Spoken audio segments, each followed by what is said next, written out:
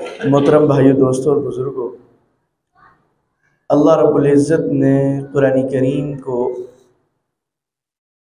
تمام بنی نوع انسانیت کے لیے ہدایت بنا کے بھیجا۔ قرآن کریم جناب نبی کریم صلی اللہ تعالی علیہ وسلم پر اترنے والا وہ معجزہ ہے جو آپ علیہ الصلاۃ والسلام کی ختم نبوت کی ایک بہت بڑی دلیل ہے، اس لیے کہ پہلے انبیاء میں سے جو نبی چلا جاتا اس کے ساتھ اس کا معجزہ بھی چلا جاتا، یعنی جیسے نبی دنیا سے گئے ہیں تو اللہ پاک نے ان کو جو معجزے عطا کیے تھے وہ بھی اللہ تعالیٰ نے اٹھا لیے۔ حضرت موسیٰ علیہ السلام پر اللہ پاک نے تورات اتاری اور حضرت موسیٰ علیہ السلام کو اللہ تعالیٰ نے عصا یعنی لاٹھی کا معجزہ عطا کیا۔ حضرت موسیٰ علیہ السلام اس لاٹھی کو جب پھینکتے تھے زمین پر تو وہ اژدہا بن جاتی تھی، سانپ بن جاتی تھی۔ اسی معجزے کے ذریعے سے حضرت موسیٰ علیہ السلام نے وقت کے فرعون سے مقابلہ کیا، اور نہ صرف مقابلہ کیا بلکہ فرعون کی طرف سے بعض کتابوں کے موافق 70,000 آنے والے جادوگروں کو بھرے میدان میں ہرایا، اور ان جادوگروں کو اللہ تعالیٰ نے ایمان کی دولت عطا کی۔ وہ صرف ایک معجزہ کہ لاٹھی تھی، جب وہ پھینکتے تو اژدہا بن جاتے۔ اس معجزے کی برکت سے حضرت موسیٰ علیہ السلام کا حق پر ہونا اللہ تعالیٰ نے فرعون کی طرف سے آنے والے جادوگروں پر واضح کر دیا۔ چنانچہ جب جادوگروں نے یہ معاملہ دیکھا کہ انہوں نے تو رسیاں پھینکی، لوگوں کو وہ اژدہا نظر آ رہی تھی، لیکن ادھر سے لاٹھی آئی ہے اور وہ اژدہا بن گئی، تو وہ اپنے علم کے موافق انہوں نے جان لیا کہ یہ جادوگری نہیں ہے بلکہ یہ کوئی خرق عادت چیز ہے، معجزہ ہے۔ چنانچہ وہ کہنے لگے آمنت برب موسیٰ، ہم موسیٰ علیہ السلام کے رب پر ایمان لیا۔ وہ فرعون جس نے جادوگروں کو اس لیے اکٹھا کیا تھا کہ موسیٰ علیہ السلام کی تکذیب کروائے، ان کا باطل پر ہونا واضح کروائے، جب اس نے یہ دیکھا کہ میری طرف سے آنے والے جادوگر ہی موسیٰ علیہ السلام پر ایمان لے آئے، چنانچہ اس نے دھمکی دی اور جادوگروں سے کہنے لگا کہ میری اجازت سے پہلے تمہاری ہمت کیسے ایمان لانے کی؟ لیکن ایمان وہ چیز ہے کہ جب کسی انسان کے دل میں وہ پیوست ہو جاتی ہے تو اس انسان کے لیے ہر چیز کی قربانی دینا آسان ہو جاتا ہے۔ حضور علیہ السلام کے رشتہ دار صحابہ اکرام رضوان اللہ علیہم اجمعین نے صرف ایمان ہی کی بدولت تو مکہ چھوڑا، اپنی آبائی جگہ چھوڑی، اپنی جائیدادیں چھوڑی، حتیٰ کہ اپنے گھر والوں کو چھوڑا، لیکن ایمان نہیں چھوڑا۔ غالباً حضرت ابو ہریرہ رضی اللہ تعالیٰ عنہ کے بارے میں آتا ہے کہ جب وہ ایمان لے آئے تو ان کی والدہ کہنے لگی کہ میں کبھی سائے میں نہیں بیٹھوں گی، کھانا نہیں کھاؤں گی، فلاں کام نہیں کروں گی جب تک تم ایمان نہیں چھوڑ دیتے۔ لیکن حضرت ابو ہریرہ رضی اللہ تعالیٰ عنہ نے ایمان نہیں چھوڑا، بلکہ وہ کم عرصے میں تقریباً 3 سال کے قریب کا عرصہ حضرت ابو ہریرہ رضی اللہ تعالیٰ عنہ کا آپ علیہ السلام کی موجودگی میں بنتا ہے کہ صرف اتنے سے کم عرصے میں سب سے زیادہ روایتیں کرنے والے صحابی، یعنی کتب حدیث آپ علیہ السلام سے جتنی روایات مروی ہیں ان صحابہ میں سب سے زیادہ روایت کرنے والے حضرت ابو ہریرہ ہیں، اور حضرت ابو ہریرہ رضی اللہ تعالیٰ عنہ ایمان لانے کے بعد حضور علیہ الصلوۃ والسلام کے مسجد نبوی میں تشریف فرما رہے تھے، فاقوں پر فاقے آتے لیکن کام بھی نہ کرتے، صرف کیا کرتے؟ حضور علیہ الصلوۃ والسلام کی روایات کو یاد کرتے، بیان کردہ احادیث کو یاد کرتے۔ ایک مرتبہ عرض کرنے لگے اللہ کے رسول میں بھول جاتا ہوں۔ حضور علیہ الصلوۃ والسلام نے چادر مبارک لی اور اس کو حضرت ابو ہریرہ رضی اللہ تعالیٰ عنہ کو دیا کہ اس کو جو ہے اپنے جسم پر لگا لو۔ چنانچہ مفہوم اس کا یہ ہے، حضرت ابو ہریرہ رضی اللہ تعالیٰ عنہ کو اس چادر کو لگانا تھا کہ اس کے بعد کسی وہ بات جو جناب نبی کریم صلی اللہ تعالیٰ علیہ وسلم سے سنی کبھی بھولے نہیں، اور اللہ تعالیٰ نے یہ اعزاز بخشا کہ سب سے زیادہ روایتیں کرنے والے۔ تو میں ذکر رہا تھا کہ ایمان جو ہے جب انسان کے دل میں پیوست ہو جاتا ہے اور بیٹھ جاتا ہے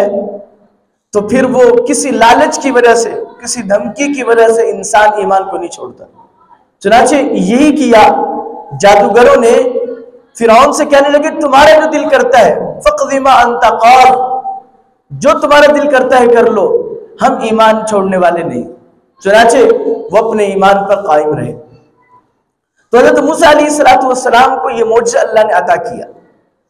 جیسے ہی موسیٰ علیہ السلام دنیا سے گئے تو معجزہ ختم ہو گیا۔ حضرت عیسیٰ علیہ السلام، اللہ تعالیٰ نے عیسیٰ علیہ السلام کو کئی طرح کے معجزے عطا کیے تھے۔ پرندے، مٹی سے پرندہ بناتے، پرندے کی شکل بناتے اور اللہ کے حکم سے اس میں روح پھونک دیتے، وہ پرندہ جو ہے اڑنے والا پرندہ ہو جاتا۔ برس کے بیمار شخص کے جسم پر ہاتھ پھیر دیتے، وہ ٹھیک ہو جاتا۔ اس وقت کے اعتبار سے اللہ تعالیٰ نے حضرت عیسیٰ علیہ السلام کو معجزے عطا کی۔ حضرت عیسیٰ علیہ السلام جب آسمانوں پر اٹھا لیے گئے تو ان کے ساتھ وہ معجزے بھی چلے گئے۔ حضور علیہ السلام خاتم النبیین بن کر آئے اور قیامت تک کے لیے نبی بن کے آئے، اس لیے حضور علیہ السلام پر اترنے والا معجزہ قرآن پاک حضور علیہ السلام کے دنیا سے پردہ فرما جانے کے بعد بھی قیامت تک رہے۔ یا آپ علیہ السلام کی ختم نبوت کی سب سے بڑی دلیل ہے کہ آپ علیہ السلام پر اترنے والا سب سے بڑا معجزہ وہ جیسے 1440 سال 45 سال پہلے حضور علیہ السلام پر اترا تھا، آج بھی اسی طرح محفوظ ہے اور آج بھی اسی طرح پوری دنیا کفر کو چیلنج کر رہا ہے کہ اس کی مثل ایک سورت، بلکہ ایک آیت میں آتا ہے ایک آیت بنا کر لے آئے، لیکن آج تک قرآن کریم میں کوئی رد و بدل بھی نہیں کر سکا اور نہ کوئی اس کا مقابل لا سکا ہے اور نہ قیامت تک کوئی لا سکے گا۔ اللہ تعالیٰ نے یہ وہ زندہ اور جاوید معجزہ عطا کیا جناب نبی کریم صلی اللہ تعالی علیہ وسلم۔ اس لیے ہمیں قرآن کریم کو پڑھنا چاہیے اور نہ صرف پڑھنا چاہیے بلکہ سمجھنا چاہیے کہ اتنے بڑے رب کا کلام شاہی کلام ہے۔ ہم قرآن پاک، ہم کوئی کتاب پڑھتے ہیں تو اس میں عام طور پہ یہ ہوتا ہے کہ کتاب ایک ترتیب سے چل رہی ہوتی ہے، ایک بات بیان کر رہے ہیں تو اس کو اسی ترتیب سے بیان کر رہے ہیں۔ اگر اس بات کو چھوڑ کر کسی اور طرف چلے جائیں گے تو ہم کہیں گے یہ کتاب صحیح نہیں لکھی، لکھنے والے نے صحیح نہیں لکھی۔ ہم بات کر رہے ہیں، اگر ایک موضوع پر بات کر رہے ہیں تو ہر سننے والا یہ سمجھتا ہے کہ بھئی ٹھیک بات ہو رہی ہے، لیکن اگر ایک بات ادھر سے کی، ایک بات ادھر سے کی، ایک بات ادھر سے کی تو سننے والا کہے گا اس کو بات کرنا نہیں آ رہا۔ لیکن قرآن کریم اللہ پاک کا وہ شاہی کلام ہے کہ قرآن کریم بظاہر ایسے لگتا ہے کہ ابھی یہ گفتگو ہو رہی تھی اور اس کے اچانک دوسری گفتگو شروع ہو جاتی ہے، لیکن بظاہر وہ گفتگو بے ربط ہوتی ہے۔ حقیقت یہ ہے کہ اللہ کا کلام پورا کا پورا کلام ایک ترتیب سے ہے، لیکن بظاہر سننے میں، پڑھنے میں یہ لگتا ہے کہ کہیں بات کچھ اور ہو رہی تھی۔ حضرت موسیٰ علیہ السلام کا قصہ چل رہا تھا، اللہ نے اس کو چھوڑ کر دوسری بات بیان کر دی۔ اس کے بارے میں بھی مفسرین فرماتے ہیں کہ قرآن کریم دراصل اللہ کا کلام ہے، اور شاہی کلام اسی طرح کا ہوا کرتا ہے کہ اس میں کسی ربط کی ضرورت نہیں ہوتی، بلکہ ضرورت کے موافق جو چیز ضروری سمجھی وہ بیان کر دی۔ چنانچہ قرآن کریم میں صرف حضرت یوسف علیہ السلام کا قصہ جو ہے وہ ایک ہی جگہ پر ترتیب سے، اور اللہ پاک نے اس قصے کو بیان کرنے سے پہلے فرمایا احسن القصص، کہ قصوں میں بہترین قصہ حضرت یوسف علیہ السلام کا۔ باقی جتنے بھی انبیاء علیہ السلام کا تذکرہ، کم و بیش 25 یا 26 انبیاء کا تذکرہ آتا ہے، جتنے بھی انبیاء کا تذکرہ آیا حضرت یوسف علیہ السلام کے تذکرے کو نکال کر پورا تفصیل سے ایک جگہ پہ نہیں آیا، جہاں پر اللہ نے جو ضرورت سمجھی وہ بیان کر دی۔ اور سب سے زیادہ غالباً حضرت موسیٰ علیہ السلام کا تذکرہ قرآن کریم میں متعدد مقامات پر آیا،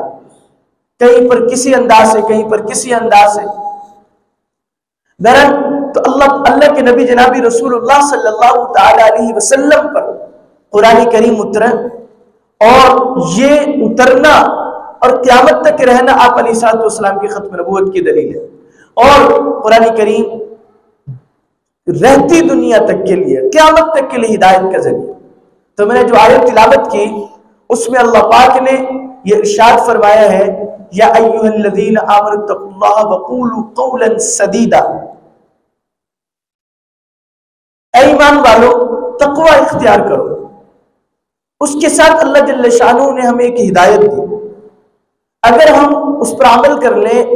تو ہمیں بآسانی اللہ کی طرف سے جو تقوی پر ملنے والے انعامات وہ حاصل ہو سکتے ہیں۔ وہ اللہ نے ارشاد فرمایا وقولوا قولا سدیدا،